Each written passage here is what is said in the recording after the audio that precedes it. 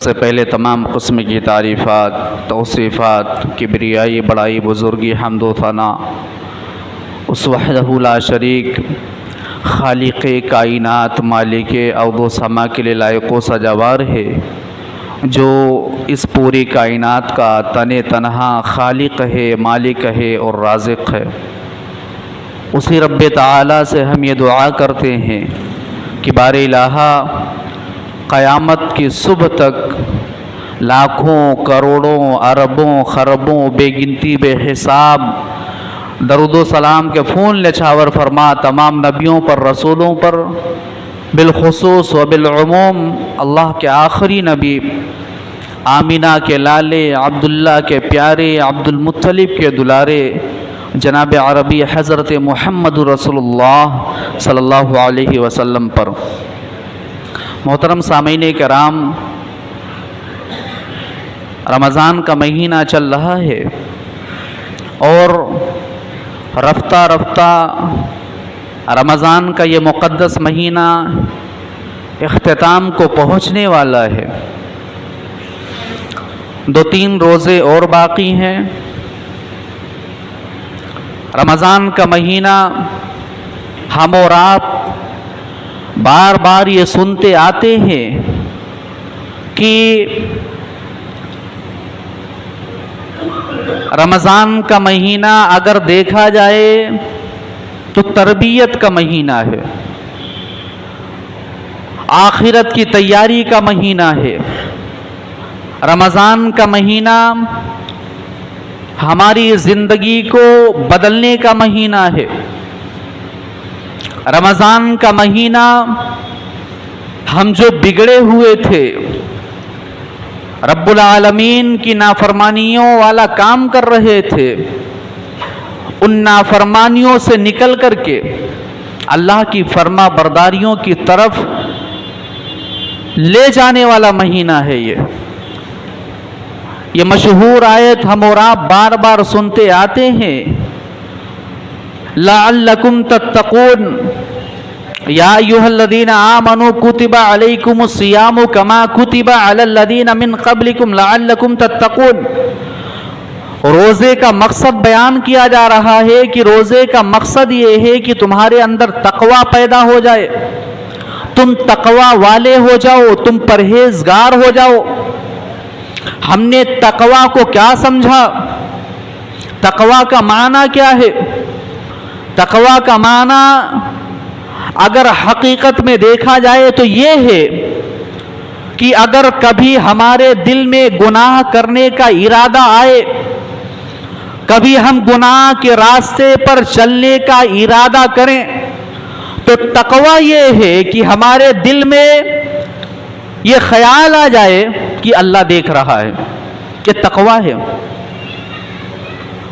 ہم روزے کی حالت میں ہے، روزے کی حالت میں کھانا ہمارے اوپر حلال، پانی حلال، مگر روزے کی حالت میں رب نے روک رکھا ہے، ہمارے اللہ نے ہم کو روک رکھا ہے کہ نہیں، روزے کی حالت میں تمہارے اوپر کھانا حرام ہے، پینا حرام ہے، تمہیں کھانے اور پینے کے قریب نہیں جانا ہے، کھانا اور پینا نہیں ہے۔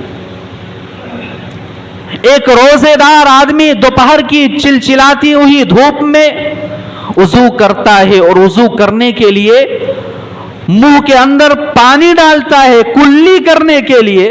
تقوی یہ ہے کہ اگر وہ روزے دار چاہے، جس کا گلا سوکھا ہوا ہے، جس کو پیاس لگی ہوئی ہے، وہ چاہے تو اس پانی کو اندر نگل لے۔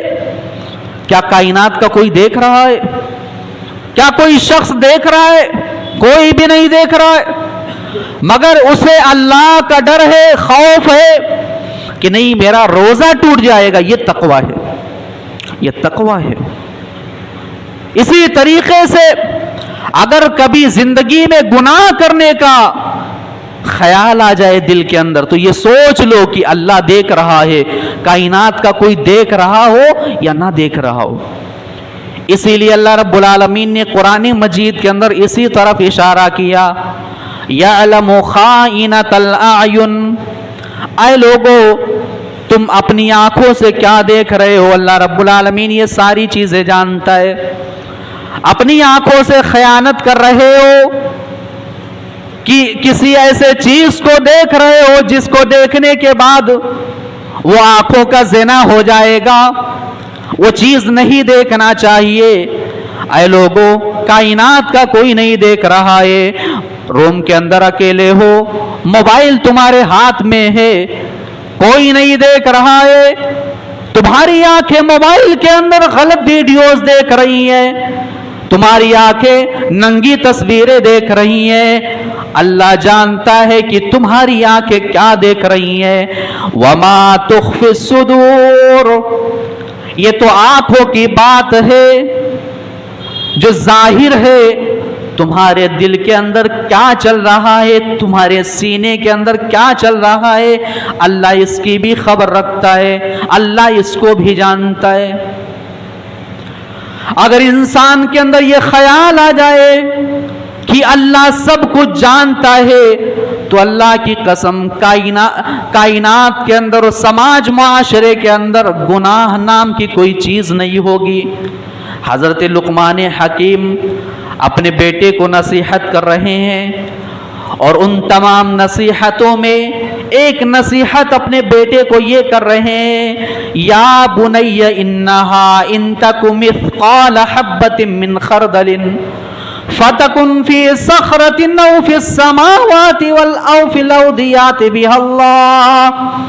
اے میرے پیارے بیٹے, کائنات کے اندر کوئی بھی چیز ہو, کتنی بھی باریک کیوں نہ ہو, اگر وہ چٹان کے اندر کسی سوراخ کے اندر ہو, اللہ اس کو بھی جانتا ہے. اے میرے پیارے بیٹے, دنیا کے اندر ایک چٹان جو ہوتا ہے وہ ایسی جگہ پہ ہوتا ہے جہاں انسانوں کا بسیرا نہیں ہے, بیابان ہے, پہاڑ ہے, جنگلات ہیں. چٹان ایسی جگہ ہوتا ہے جہاں انسان کا بسیرا نہیں ہوتا ہے. اے میرے پیارے بیٹے, اگر اس چٹان کے اندر کوئی سوراخ ہے اور اس سوراخ کے اندر اگر کچھ چیزیں ہو رہی ہیں, کوئی چیوٹی ہے اگر وہ چل رہی ہے, اگر وہ کوئی بھی حرکت کر رہی ہو, اللہ سب جانتا ہے. یہ اللہ رب العالمین کے بارے میں اگر ہمارے اندر سوچ پیدا ہو جائے تو گناہ نہیں ہوگا. لوگ کہتے ہیں کہ سماج اور معاشرے کی اصلاح کیسے کی جائے, تقریریں ہوتی ہیں. سماج اور معاشرے کے اندر سے برائیاں کیسے ختم کیا جائے, تقریریں ہوتی ہیں. میں کہتا ہوں کہ ایک ایسا راستہ ہے جس سے تمام گناہ ختم ہو جائیں گے. وہ راستہ کیا ہے جانتے ہو؟ اللہ دیکھ رہا ہے. اگر یہ سوچ ایک انسان کے اندر آ جائے کہ اللہ دیکھ رہا ہے, گناہ کے قریب نہیں جائے گا, وہ گناہ کے قریب نہیں جائے گا. آج ہم اور آپ سب کچھ بھول بیٹھے ہیں, ہمیں کچھ خیال نہیں ہے. ارے ہم کتنے بد نصیب ہیں کہ رمضان کا آخری عشرہ, جس عشرے کے بارے میں کائنات کے امام کے بارے میں آتا ہے کہ آپ اس عشرے کے اندر کمر بستہ ہو جایا کرتے تھے, کمر کس لیا کرتے تھے, مکمل طریقے سے تیار ہو جایا کرتے تھے. اس عشرے کے اندر اللہ کے نبی ہر رات کے اندر جاگا کرتے تھے, ذکر و اذکار کیا کرتے تھے. رات جاگنے کا مطلب تھوڑی ہے کہ باتیں کیا کرتے تھے, خرافاتیں کیا کرتے تھے, کھانا پینا ہوا کرتا تھا, نہیں. کائنات کے امام جاگا کرتے تھے پاک راتوں کے علاوہ بھی, اور ان راتوں کے اندر رویا کرتے تھے اللہ کے سامنے, گڑ گڑایا کرتے تھے اللہ کے سامنے. کس کا یہ حال ہے؟ کس کے بارے میں بتا رہا ہوں؟ کائنات کے سب سے عظیم انسان کے بارے میں بتا رہا ہوں. آج اسی نبی کے ماننے والے جو اپنے آپ کو مسلمان کہتے ہیں, کیا چل رہا ہے آج میرے بھائیوں, کیا چل رہا ہے آج؟ افسوس کی بات تو یہ ہے کہ اللہ رب العالمین ہمیں جنت دے رہا ہے, ہم کپڑے لے رہے ہیں. اللہ رب العالمین ہمیں جنت دے رہا ہے, ہم شاپنگ میں پڑے ہوئے ہیں، اللہ ہمیں جنت دے رہا ہے، ہم عید کی تیاریاں کر رہے ہیں۔ افسوس کی بات تو یہ ہے کہ اللہ ہمیں جنت بانٹ رہا ہے اور ہم عید کے دن اور عید کے دوسرے دن، عید کے تیسرے دن اور اسی طریقے سے چوتھے دن، ان تمام ایام میں کیا کپڑے پہننے ہیں وہ کپڑے ہم خرید رہے ہیں۔ اللہ جنت بانٹ رہا ہے، ہم کپڑے خرید رہے ہیں۔ یہ ہماری بدنصیبی ہے میرے بھائیوں۔ کہاں کس راستے پر ہم جا رہے ہیں؟ ایک طرف مسلمانوں کا طبقہ کپڑے خرید رہا ہے، عید کی شاپنگ کر رہا ہے، اور دوسری طرف اسی کائنات کے اندر ایک شہر ہے جس کا نام فلسطین ہے، وہاں کے لوگ کیا حالات تھے، اللہ رحم فرمائے۔ کبھی ان مسلمانوں کے بارے میں سوچنا میرے بھائیوں۔ ہمارے یہاں تو بڑا سکون ہے، بڑا اطمینان ہے ان کے بالمقابل، مگر کبھی ان کے بارے میں سوچنا، جو چھوٹے چھوٹے بچے ابھی پیدا ہوئے ہیں ان کو گولیوں سے بھون دیا جا رہا ہے، ان کو قتل کر دیا جا رہا ہے، عورتوں کو مار دیا جا رہا ہے، روزانہ ایک ایک شہر سے 40 جنازے نکل رہے ہیں۔ کبھی اس شہر کے بارے میں سوچنا اور پھر اس کے بعد اپنی عید کی تیاری کرنا۔ کبھی ہم نے سوچا کہ جس شہر کے اندر کبھی صلاح الدین ایوبی پیدا ہوا کرتا تھا، میں سوچتا ہوں اللہ کی قسم روگٹے کھڑے ہو جاتے ہیں، میرے آنکھوں میں آنسو آ جاتا ہے جب میں فلسطین کی تاریخیں پڑھتا ہوں تو دیکھتا ہوں کہ کبھی یہ وہ سرزمین ہے جہاں نبیوں کا بسیرا ہوا کرتا تھا، یہ وہ سرزمین ہے جہاں پر کبھی عمر فاروق جایا کرتے تھے، یہ وہ سرزمین ہے جہاں پر کبھی صلاح الدین ایوبی اس کو فتح کیا کرتے تھے۔ آج اسی سرزمین کو لوگوں نے خون سے لال کر دیا ہے۔ تو میرے بھائیوں، آخری عشرے کے اندر ہم نے مذاق بنا کر کے رکھ دیا ہے، ہم مذاق اڑا رہے ہیں۔ تاک راتوں کے اندر ہم نے رات کو مذاق بنا کر کے رکھ دیا ہے۔ یہ ہمارا معاملہ ہے، ہم یہ کر رہے ہیں۔ تو گناہ کب ختم ہوں گے؟ جب یہ خیال آئے گا کہ اللہ دیکھ رہا ہے۔ آگے بڑھیے۔ اللہ رب العالمین نے قرآن مجید کے اندر ایک مقام پر اللہ کے نبی صلی اللہ علیہ وسلم کو کچھ باتیں اللہ کے نبی نے پچھلی قوموں کے تعلق سے بتلائی ہے۔ اللہ رب العالمین نے فرمایا وَلَقَدْ أَرْسَلْنَا إِلَىٰ أُمَمٍ مِّن قَبْلِكَ، اے اللہ کے نبی صلی اللہ علیہ وسلم، آپ سے پہلے جو امتیں اس کائنات کے اندر آئیں، ان امتوں کے اندر، ان لوگوں کے اندر ہم نے عذاب کو بھیجا، پریشانیوں کو بھیجا، مصیبتوں کو بھیجا، بیماریوں کو بھیجا۔ اور اے نبی صلی اللہ علیہ وسلم، فَلَوْلَا إِذْ جَاءَهُمْ بَأْسُنَا تَضَرَّعُوا، اے نبی جب ہم نے ان کے اوپر عذاب بھیجا، پریشانیاں بھیجی، تو ہونا یہ چاہیے تھا کہ وہ لوگ اللہ کے سامنے آ کر کے گڑ گڑائیں، وہ لوگ اللہ کے سامنے آ کر کے اپنے گناہوں کی بخشش طلب کرے۔ لیکن اے اللہ کے نبی، ان لوگوں نے یہ کام نہیں کیا، اور وَلَٰكِن قَسَتْ قُلُوبُهُمْ، اور ان کے دل سخت ہو گئے، پتھر ہو گئے۔ وَزَيَّنَ لَهُمُ الشَّيْطَانُ مَا كَانُوا يَعْمَلُونَ، اور اے نبی شیطان نے ان کے درمیان گناہوں کو مزین کر دیا، گناہوں کو بہترین طریقے سے پیش کر دیا۔ اللہ مثالیں دے رہا ہے، کیا کہہ رہا ہے کہ ہم نے مصیبتوں کو بھیجا، پریشانیوں کو بھیجا، لیکن وہ لوگ سدھرے نہیں، وہ لوگ اللہ کے سامنے گڑ گڑائے نہیں، روئے نہیں۔ غور کریے آپ، یہ آیت جو پچھلی قوموں کے بارے میں تذکرہ اللہ کر رہا ہے، کیا یہ آیت ہمارے اوپر فٹ نہیں بیٹھ رہی ہے؟ ارے ہر طرف سے مارے جا رہے ہو، ہر طرف سے کاٹے جا رہے ہو، ہر طرف سے تمہاری کوئی حیثیت نہیں ہے، تمہیں گاجر اور مولی کی طرح کاٹا جا رہا ہے، تمہارے ہر گھر سے لاشیں نکل رہی ہے، آپ اسی ہندوستان کے اندر کتنے ایسے شہر ہیں، دیکھو حالات کس طریقے کے ہیں. اتنا سب کچھ ہوتے ہوئے بھی ایک مسلمان اپنے آپ کو بدلے نہیں، ایک مسلمان اپنے آپ کو چینج نہ کرے، ایک مسلمان اپنے آپ کو نمازی نہ بنائے، ایک مسلمان متقی نہ بن جائے، پرہیزگار نہ بن جائے. یہ بڑے افسوس کی بات ہے میرے بھائیوں، بڑی بدنصیبی کی بات ہے. میں اپنی تقریروں کے اندر اکثر یہ بات کہتا رہتا ہوں کہ مسلمانوں اصلی مسلمان بن جاؤ، نقلی مسلمان مت بن کے رہو، اصلی ورجنل مسلمان بن کے رہو، ورجنل مسلمان. کتنے ایسے بدنصیب لوگ بھی ہیں ہمارے سماج اور معاشرے کے اندر، رمضان کے مہینے میں روزہ نہیں رکھتے ہیں وہ لوگ. افسوس کی بات تو یہ ہے کہ نماز بھی بہت سارے ایسے لوگ ہیں نہیں پڑھتے. افسوس کا مقام ہے. تو اپنے اندر اصلاح پیدا کرنے کی ضرورت ہے میرے بھائیوں.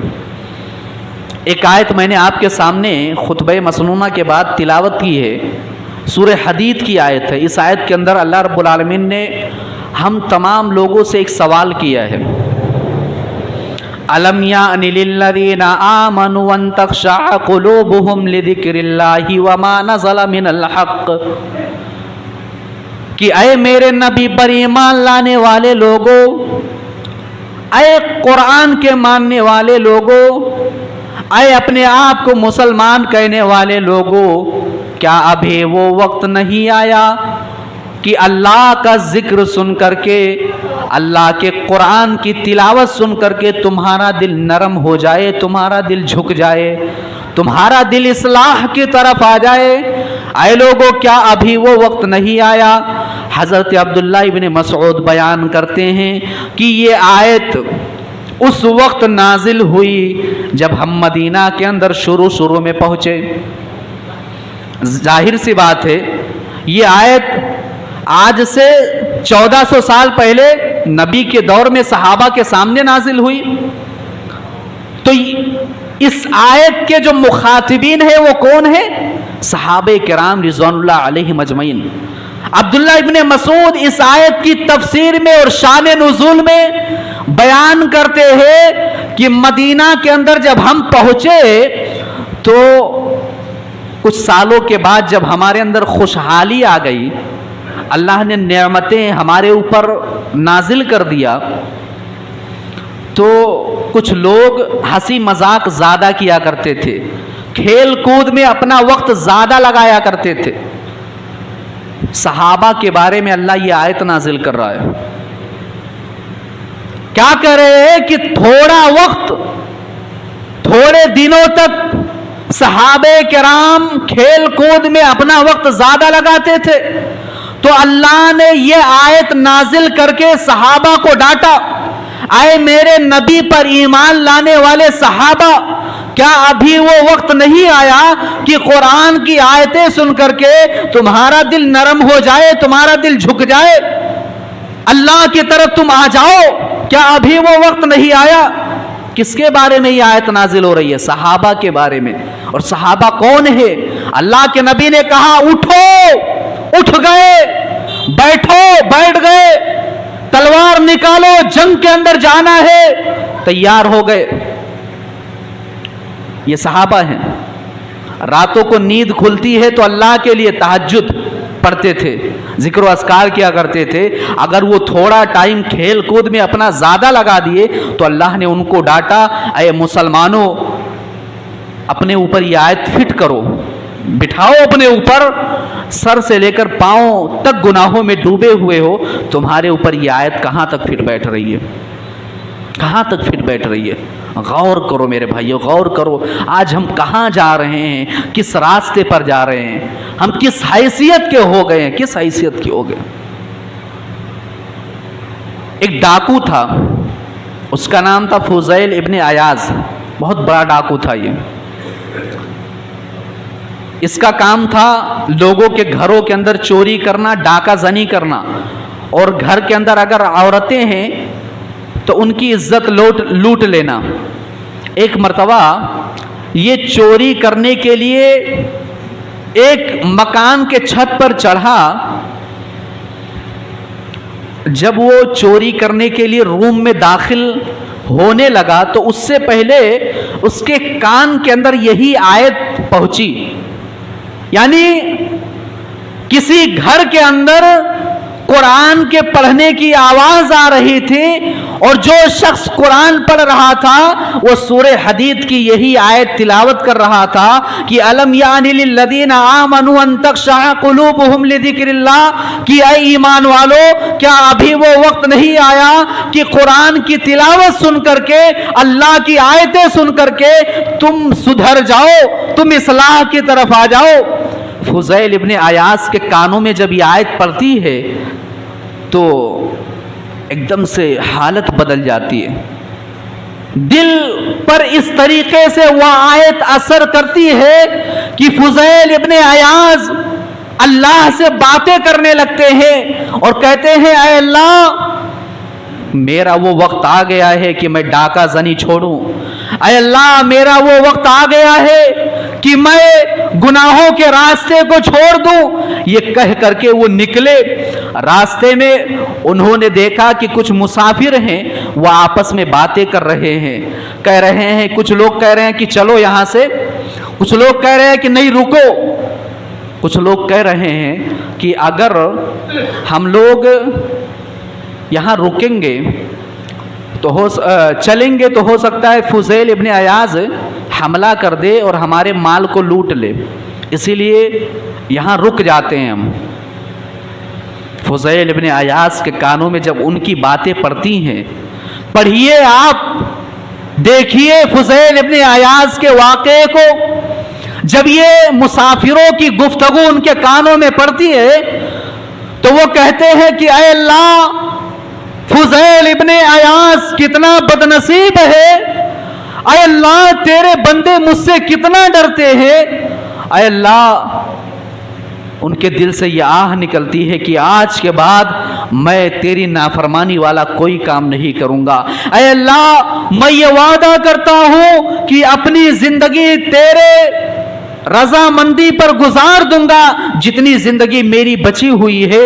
اس کے بعد حضرت عبداللہ ابن مبارک بیان کرتے ہیں کہ میں نے اپنی زندگی کے اندر فضیل ابن عیاض سے زیادہ متقی اور پرہیزگار شخص نہیں دیکھا.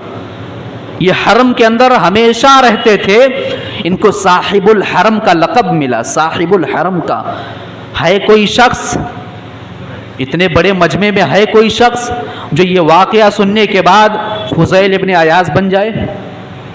انشاءاللہ تعالی میں دیکھوں گا کہ یہ واقعہ سنانے کے بعد اور یہ باتیں بیان کرنے کے بعد کون ہے جس کے زندگی کے اندر گناہیں بھری پڑی ہوئی ہے اور وہ اپنی زندگی کو فضیل ابن عیاض کی طرح اصلاح کی طرف لے جائے. انشاءاللہ تعالی جتنا بھی مجمع یہاں پر ہے میں امید کرتا ہوں کہ لوگ عمل کرنے کی کوشش کریں گے انشاءاللہ تعالی. میرے بھائیوں، ضرورت اس بات کی ہے کہ گناہوں کے اس دور میں اپنے دامن کو گناہوں سے بچایا جائے. رمضان کا مہینہ ختم ہونے والا ہے، 2-3 دن بچے ہوئے ہیں.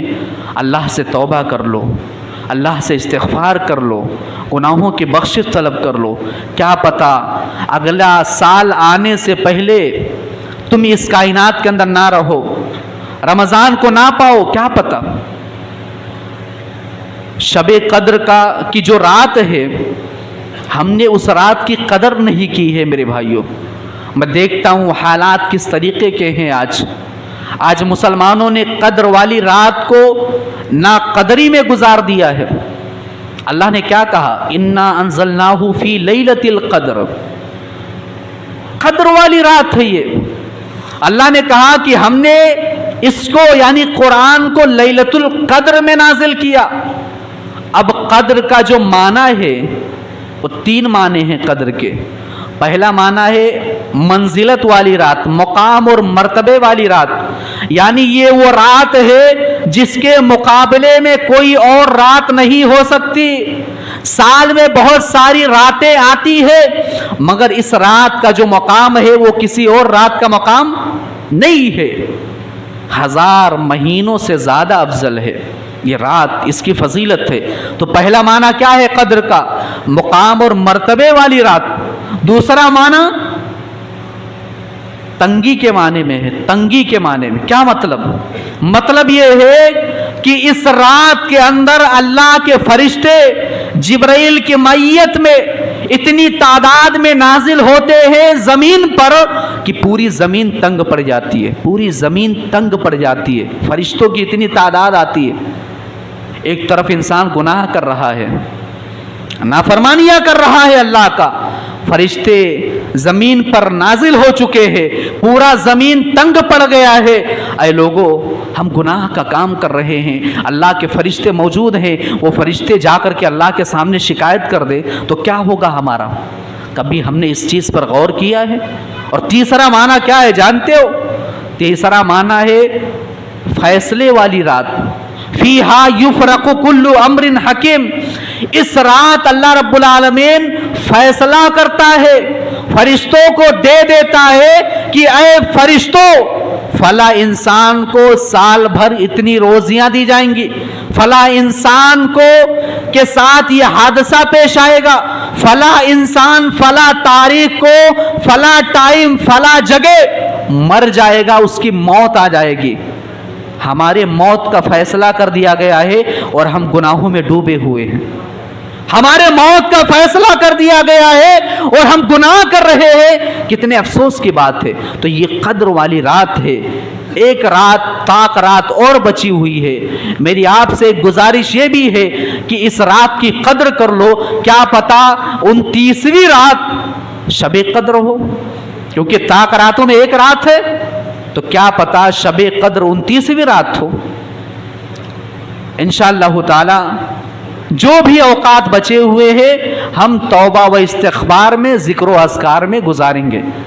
آج کے اس خطبہ جمعہ میں میرا کوئی عنوان نہیں ہے، میں کوئی ایک عنوان پر آپ کے سامنے گفتگو نہیں کر رہا ہوں، میں کچھ اصلاحی باتیں آپ کے سامنے پیش کر رہا ہوں کہ سماج اور معاشرے کے اندر جو بگاڑ ہے، جو غلطیاں ہیں، اور رمضان کے اس مہینے کے اندر جو ہم گمراہ ہیں، ہمارے اندر اصلاح آ جائے، اصلاح پیدا ہو جائے۔ ایک بات میں آپ کے سامنے اور تذکرہ کر دینا چاہتا ہوں، خصوصاً اس چیز پر میں نوجوانوں سے مخاطب ہوں۔ نوجوانوں، آج تم کیا کر رہے ہو؟ تمہارا راستہ کیا ہے؟ کبھی تم نے غور کیا ہے؟ ضرورت اس بات کی ہے کہ آج ہمارے قوم کا نوجوان دین اسلام کے راستے پر مکمل طریقے سے ڈٹ جائے۔ آج ضرورت اس بات کی ہے کہ اے لوگوں، آج میں اس مسجد سے یہ اعلان کرتا ہوں، نوجوانوں سے مخاطب ہوں کہ نوجوانوں، میں بھی ایک آپ کے ہم عمر انسان ہوں، نوجوان ہوں، میرے بالمقابل آپ کھڑے ہو جائیے اور ساتھ چلیے۔ انشاءاللہ تعالی ہم لوگوں کی اصلاح کریں گے، ہم اپنے دین کو لوگوں کے دلوں میں اجاگر کرنے کی کوشش کریں گے۔ نوجوانوں اٹھو، آج اللہ کے دین کو تمہاری ضرورت ہے۔ نوجوانوں اٹھو، کب اٹھو گے، کب جاگو گے؟ آج ضرورت اس بات کی ہے کہ تم اللہ کی مسجدوں کو، اللہ کے گھر کو سنبھالو۔ تم سماج اور معاشرے کے اندر جو بگاڑ ہے اس بگاڑ کو ختم کرنے کی کوشش کرو۔ نوجوانوں، تمہارے اوپر یہ بڑی ذمہ داری بنتی ہے۔ نوجوان قوم کا اگر نوجوان اصلاح کے راستے پر سب سے پہلے چل جائے تو اللہ کی قسم وہ قوم کبھی بھی بگاڑ کے راستے پر نہیں جا سکتی ہے۔ آپ تاریخ اٹھائیے، نوجوانوں، تم کسی ہیرو اور کسی کرکٹر اور فلا فالتو لوگوں کے راستے پر چل رہے ہو، کہتے ہیں کہ ہم فلانے کے فین ہیں، ہم فلاں کرکٹر کے فین ہیں۔ نہیں، اللہ کی قسم ہمارے تاریخ کے اندر ایسے نوجوان موجود ہیں جو جن لوگوں کا ہم دعویٰ کرتے ہیں فین ہونے کا، یہ ان کے پیر کے اندر جو دھول ہے نا، اس دھول کے برابر بھی نہیں ہے۔ اللہ کی قسم نوجوانوں، تاریخ اٹھا کر کے دیکھو، صلاح الدین ایوبی، खालिद बिन वलीद, उमर फारूक, कहाँ गए वो मुसलमान, कहाँ गए वो नौजवान, अल्लाह की कसम कहाँ गए वो लोग जो कभी 313 और 1000 वालों से जीत जाते थे।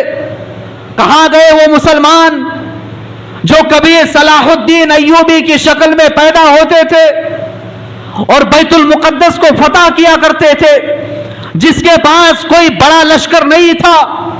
कहाँ गए वो मुसलमान जो कभी खालिद बिन वलीद की शक्ल में पैदा होते थे। ये वो शख्स है जिसे सैफुल्लाह कहा गया, अल्लाह का तलवार कहा गया, जो कभी जिंदगी के अंदर किसी जंग के अंदर हारा नहीं। कहाँ गए वो मुसलमान, यही खालिद बिन वलीद है। जब रोमियों से मुकाबला हुआ, रोमियों से जंग हुई, तो एक मुसलमान के जबान से ये अल्फाज निकल गए कि अरे रूमी इतनी तादाद में आए हुए हैं, रूमियों की इतनी बड़ी तादाद। तो ऐ नौजवानों, कभी खालिद बिन वलीद की जिंदगी को उठाना। उस शख्स ने कहा था, उस मुसलमान के मुंह पर हाथ रखा और कहा खामोश हो जाओ, खामोश हो जाओ। अल्लाह की कसम, अगर मेरे घोड़े का पांव जख्मी नहीं होता तो मैं कहता कि इससे दोगुना लश्कर मेरे सामने आए और खालिद बिन वलीद उस लश्कर से मुकाबला करे। कहाँ गए वो नौजवान, वो मुसलमान, कहाँ गए वो लोग, कहाँ गए वो लोग जो कभी अल्लाह के वो लश्कर पैदा होते थे जो कभी किसी जंग के अंदर हारते नहीं थे, जो अल्लाह के नबी सल्लल्लाहु अलैहि वसल्लम के एक हुक्म पर तैयार हो जाते थे। कहाँ गए वो नौजवान, वो मुसलमान। ज़रूरत इस बात की है मेरे भाइयों, अपने आप को इस्लाम के मुताबिक ज़िंदगी ढालने की कोशिश करो। मैंने आपके सामने एक चीज़ पेश किया कि अल्लाह देख रहा है, इस पर एक वाक़या मुझे याद आ रहा है। हज़रत अब्दुल्ला इब्ने उमर रज़ियल्लाहु ताला अन्हु का वाक़या है। ये एक रास्ते से गुज़र रहे थे, एक चरवाहे से मुलाकात हुई। चरवाहे से जब मुलाकात हुई इनकी, तो इन्होंने उस चरवाहे से कहा कि मुझे एक बकरी दे दो, एक जानवर मुझे दे दो और उसकी कीमत ले लो। तो उस चरवाहे ने कहा कि ये बकरी का मालिक मैं नहीं हूँ, बकरी का मालिक, जानवर का मालिक कोई और है और मेरा मालिक भी कोई और है, मैं उसके यहाँ नौकर हूँ, गुलाम हूँ। तो हज़रत अब्दुल्ला इब्ने उमर ने उसका इम्तिहान लेने के लिए उसके सामने एक चीज़ पेश किया। कहा कि मुझे एक बकरी दे दो और उसकी कीमत तुम ले लो, अपने मालिक को मत बताना। तुम्हारा मालिक पूछेगा कि एक बकरी कहाँ गई, तो तुम अपने मालिक को कह देना कि भेड़िया खा गया, या ये कह देना कि किसी जानवर ने हमला कर दिया और उसको खा लिया, वो मर गई। उसने कहा कि ऐ अब्दुल्ला, भला बतलाओ, मेरा मालिक नहीं देख रहा है, मैं अपनी बकरी तुम्हें दे दूं, पैसा ले लो, मेरा मालिक नहीं देख रहा है, लेकिन ऐ अब्दुल्ला बताओ, फ़अैन अल्लाह, अल्लाह कहाँ है फिर? क्या अल्लाह नहीं देख रहा है? ऐ अब्दुल्ला इब्ने उमर बताओ, मेरा मालिक तो नहीं देख रहा है, क्या अल्लाह भी नहीं देख रहा है? हज़रत अब्दुल्ला ने जब उसकी ये बात सुनी तो उन्होंने कहा कि उनके आंखों में आंसू आ गए, ज़ारो कतार रोने लगे। बाद में उस शख्स का पता लगवाया उन्होंने, उस गुलाम का, और पता लगवाने के बाद उस गुलाम को खरीद करके आज़ाद कर दिया और कहा कि सुनो मेरी बात, तुमने जो ये जुमला कहा है फ़अैन अल्लाह, अल्लाह कहाँ है? अल्लाह के सामने खड़ा होना है, पेश होना है, हिसाबो किताब देना है। ऐ शख्स, तुम्हारा ये जुमला दुनिया के अंदर तुम्हें आज़ाद कर दिया है, मगर कल क़यामत के दिन यही जुमला तुम्हें इंशाअल्लाह ताला जहन्नम की आग से आज़ाद करेगा। ये है तकवा, तकवा ये है। अब देखना ये है, आखिरी बात बयान करके अपनी बात को ख़त्म करता हूँ। अब देखना ये है कि रमज़ान के महीने के अंदर हमारी किस तरीके से तरबियत हुई है اور یہ کب پتہ چلے گا جانتے ہو؟ جب عید کے دن نماز پڑھ کے آئیں گے تو ظہر کی نماز میں پتہ چلے گا کہ کتنے لوگ اصلی اور اوریجنل مسلمان تھے اور کتنے لوگوں کی تربیت ہوئی ہے اور کتنے لوگ ایسے ہی ٹائم پاس کر کے رمضان گزار دیے ہیں۔ دیکھنا یہ ہے کہ رمضان کے بعد ہم کیا کرتے ہیں۔ تو گزارش یہ ہے کہ رمضان میں جس طریقے سے عبادتیں کر رہے ہو بہترین طریقے سے 2-3 دن بچے ہوئے ہیں کر لو، رمضان کے بعد بھی انشاءاللہ تعالی یہی عمل کرتے رہنا۔ اللہ رب العالمین کہیں سنی تمام باتوں پر ہمیں عمل کرنے کی توفیق دے۔ یا الہ العالمین ہمارے اندر تقوی اور پرہیزگاری پیدا کر دے۔ یا الہ العالمین ہمارے اندر وہ تقوی پیدا کر دے جو تقوی فضیل ابن عیاض کے اندر تھا۔ یا الہ العالمین ہمیں جو 2-3 دن اور مل رہا ہے ان ایام میں بہترین طریقے سے تیری عبادت کرنے کی توفیق دے۔ یا الہ العالمین بہت سارے ایسے مسلمان ہیں جو بیمار ہیں، لاچار ہیں، بے بس ہیں، یا الہ العالمین تو ان پر رحم فرما۔ یا الہ العالمین تو انہیں شفائے کلی عطا فرما۔ یا الہ العالمین ہمارے نوجوانوں کو خالد بن ولید جیسا ہنر عطا کر دے۔ یا الہ العالمین ہمارے نوجوانوں کو عبداللہ ابن عمر بنا دے۔ یا الہ العالمین ہمارے نوجوانوں کو صلاح الدین ایوبی بنا دے۔ یا الہ العالمین تو ہمیں اصلاح کے راستے پر چلا دے۔ آمین ثم آمین، وآخر دعوانا ان الحمد للہ رب العالمین۔